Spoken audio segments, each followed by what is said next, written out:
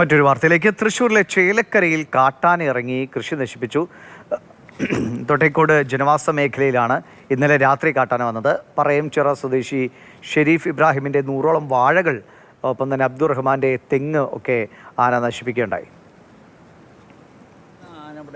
ഞാൻ ഇവിടെ നിന്നിട്ട് വിളക്കടിച്ച് നോക്കിയപ്പോൾ ആന നിൽക്കണു. പെരുത്താനയാണ്, വലിയ ഒറ്റ ആനയാണ് ഞാൻ കണ്ടോളൂ. ആന നിന്ന് ഇത് വലിച്ച് ചിറ്റിച്ച് തിന്നുക. അപ്പോൾ ഞാൻ കാണുകയും ചെയ്തു.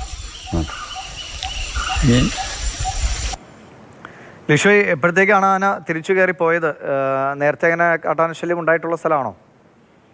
തീർച്ചയായും ഈ മേഖലയിൽ നേരത്തെയും കാട്ടാനശല്യം ഉണ്ടായിട്ടുണ്ട്. കൃഷി നശിപ്പിക്കുന്ന ഒരു സംഭവം നേരത്തെയും, അതായത് കഴിഞ്ഞ ആഴ്ചയും ഉണ്ടായിരുന്നു.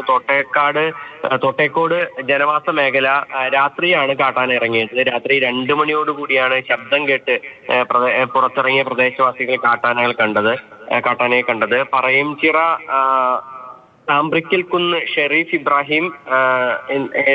ഇബ്രാഹിം എന്നീ 2 പേരുടെ 100ഓളം വാഴകൾ, അതുപോലെ തന്നെ അബ്ദുറഹ്മാൻ എന്നയാളുടെ തെങ്ങും ആന നശിപ്പിച്ചിട്ടുണ്ട്. 2 മാസം മുൻപും ഇവിടെ കാട്ടാന ഇറങ്ങിയിരുന്നു. 1-ൽ-അധികം ആനകളാണ് അപ്പോൾ കൃഷി നശിപ്പിച്ചിരുന്നത്. ഇപ്പോൾ വീണ്ടും ഈ ആനകൾ നാട്ടിലേക്ക് ഇറങ്ങുന്നത് പതിവായതോടുകൂടി കർഷകർ ആകെ ദുരിതത്തിലായിരിക്കുകയാണ്. ഇതിനൊരു ശാശ്വത പരിഹാരം വേണം എന്നൊരു ആവശ്യമാണ് ഉന്നയിക്കുന്നത്. പക്ഷേ ഈ ചേലക്കരയിലും അതുപോലെ തന്നെ സമീപ പ്രദേശങ്ങളിലും ഇപ്പോൾ കാട്ടാന ഇറങ്ങുന്നത് പതിവായതോടുകൂടി കൃത്യമായ ഒരു സുരക്ഷാ ക്രമീകരണങ്ങളോ ഫെൻസിങ്ങോ ഒന്നും തന്നെ ഇല്ല എന്നുള്ള ഒരു കാര്യമാണ് ചൂണ്ടിക്കാണിക്കുന്ന പ്രദേശവാസികൾ. എന്തായാലും പരിഹാരം ഇതുവരേക്കും ആയില്ല.